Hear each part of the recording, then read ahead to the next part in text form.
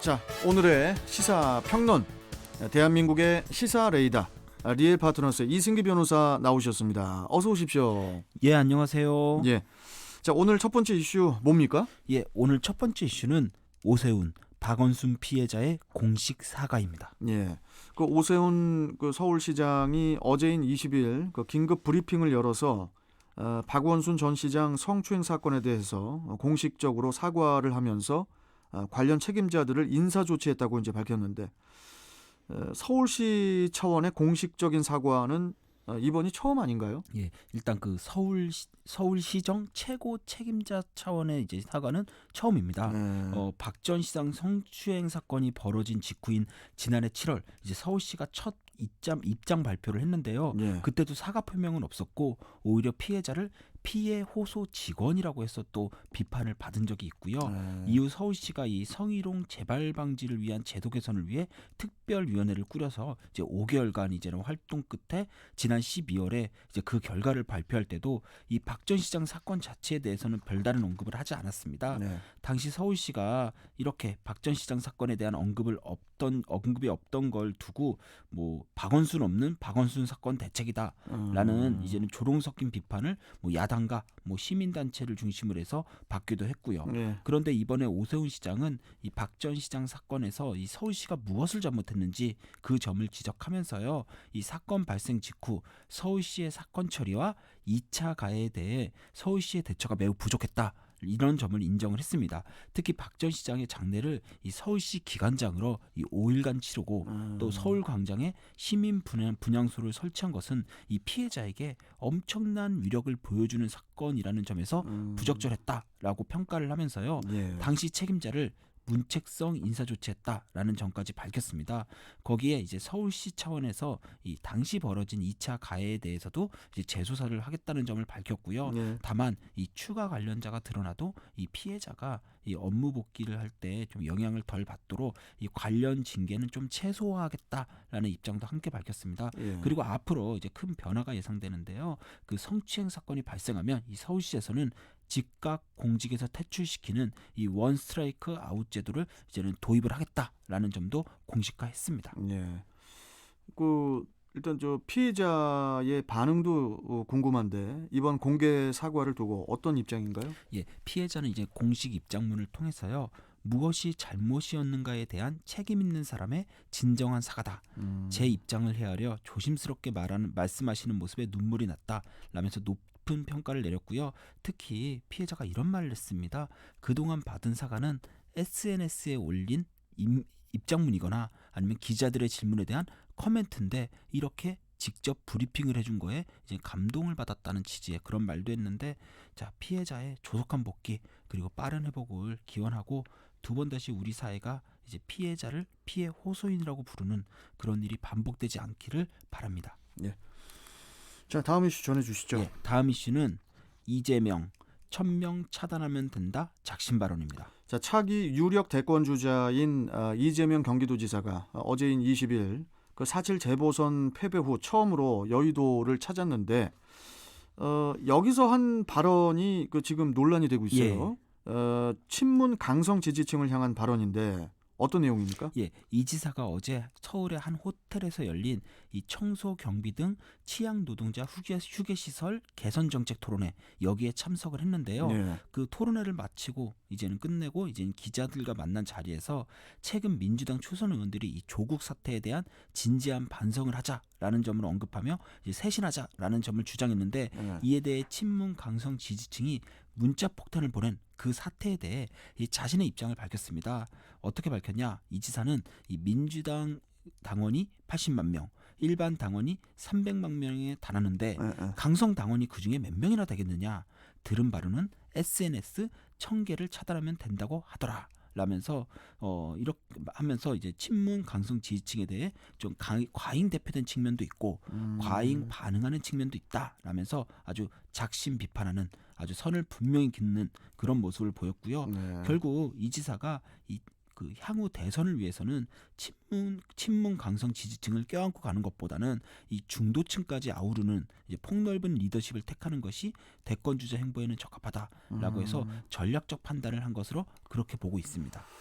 자, 그리고 그 4.7 재보선 패배 후에 민주당의 정책 기조에도 쓴소리를 했어요. 예, 최근 민주당 새 원내대표로 이 강성 친문인 윤호중 의원이 선출됐고요. 현재 당대표로 나선 3명의 후보들 모두 이 친문 당원들의 지지를 호소하면서 이 모두 이 중단 없는 개혁을 완수하겠다라는 의지를 밝히고 있습니다. 예. 결국 이제 4.7 재보선 선거 참패에도 불구하고 이 친문 중심의 당 운영이나 기존 정책에는 큰 변화가 없는 건데 이 지사가 이제 그 부분을 딱 꼬집은 겁니다. 예. 이 지사는 이 거대한 개혁 담론도 중요하지만 우리 국민들의 일상적인 삶을 개선하는 이 민생 개혁이 중요하다라고 했는데요. 이 부분은 지금 민주당 친문 강경파가 이 검찰 개혁이나 언론 개혁의 이제 추진 의지를 다지고 있는 것을 이제 애둘러 비판한 것으로 그렇게 보입니다. 결국 그 이 지사의 이번 발언을 두고 그 친문 주류와는 다른 그런 그 마이웨이를 가겠다는 그런 해석도 나오는데 이승기 변호사께서는 어떻게 보십니까? 결국 나의 길을 가겠다죠. 사실 민주당 유력 대권 주자 중에서 이번 재보선 참패에도 불구하고 큰 타격을 받지 않은 게 바로 이재명 지사입니다. 예. 이 지사는 현역 지자체장으로 그 지자체 이번 재보선 공천부터 선거운동까지 참여를 할 수가 없다 보니까 이 선거 패배의 책임에서도 좀 자유롭습니다. 그에 반해 이제 당내 경쟁자였던 이낙연 전 대표는 이 지지율의 급격한 하락을 겪고 있는데 완전히 다른 모습이죠. 그렇다 보니까 어느 시점에서는 이 지사가 대권 주자로서의 좀 차별화된 정치력을 보여줘야 할 시점이 와야 되는데 지금이 바로 그때가 왔다는 겁니다.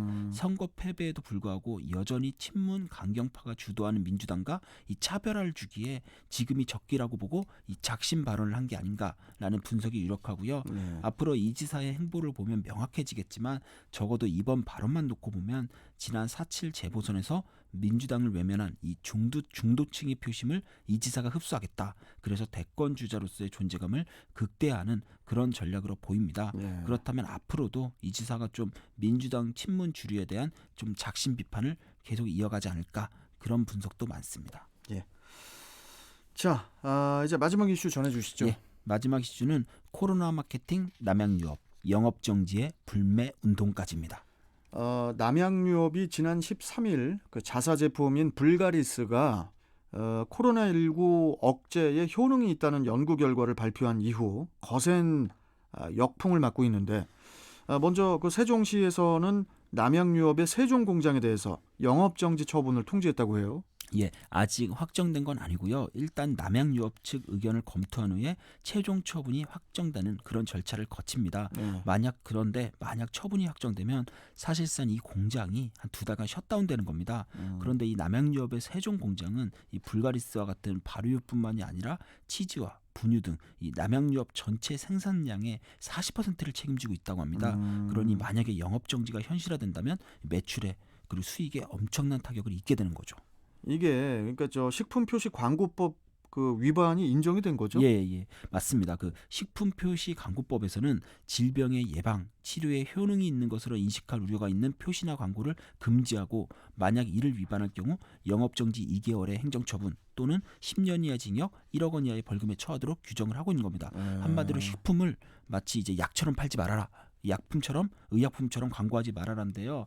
문제가 된 게 지난 13일 열린 코로나 시대의 항바이러스 식품 개발 심포지엄인데 여기서 이제 불가리스가 코로나19 바이러스를 무려 78% 정도 감소시킨다는 이런 연구 결과를 공식적으로 발표를 한 겁니다. 이 연구 결과대로라면 이 불가리스가 백신을 대체할 수 있다는 건데요. 지금 우리나라가 백신 부족 사태로 좀 불안감이 좀 커지고 있는데 말 그대로 이제 불가리스라는 구세주가 나타난 거죠. 그런데 알고 보니 이 연구 사람을 대상으로 한 것도 아니었고 그러니까 연구의 그 치밀함, 정밀성도 떨어지고요. 또 연구비부터 심지어 심포지엄 개최 비용까지 남양유업이 모두 지불한 셀프 연구였다는 겁니다. 결국 식품을 의약품처럼 광고했다고 해서 이번에 영업정지 처분이 내려진 건데요. 그리고 또 식약처는 제2의 남양유업 사태를 막겠다라고 해서 코로나19와 관련된 이 부당 광고에 대해 대대적인 점검을 하겠다라고 나선 상황입니다. 그렇군요.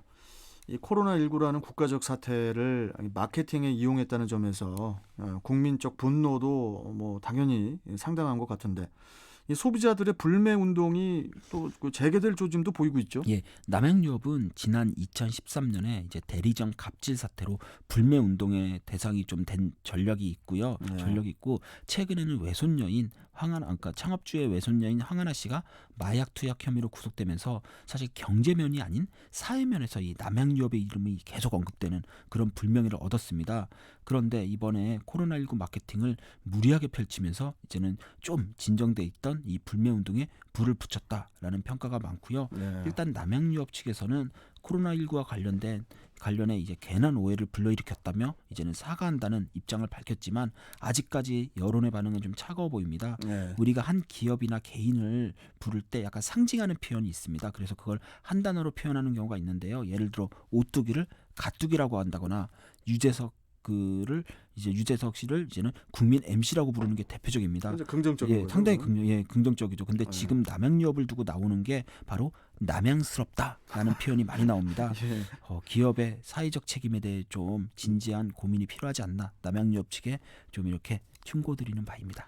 아니 이 뭡니까 코로나19 바이러스를 불가리스 안에다가 집어 넣으면은 77.8%가 감소된다는 거거든요. 예. 그러니까 쉽게 얘기해서 김치찌개 안에다가 코로나19를 넣어도 코로나19는 죽어요. 된장찌개 안에 넣어도 죽는 거고요. 그러니까 이게 지금 연구 결과가 상당히 그 엽기적이라고 하던데 예, 그냥 얘기를 들어보면 하루 3끼만 먹으면 예. 예방이 되는 거네요. 이게 지금 그러다 보니까 이제 남양스럽다라는 표현이 나오는 예. 것 같습니다. 예. 예. 자, 오늘 말씀 여기까지 듣도록 하겠습니다. 고맙습니다. 예, 감사합니다. 자, 시사평론가 리엘 파트너스의 이승기 변호사와 함께했습니다.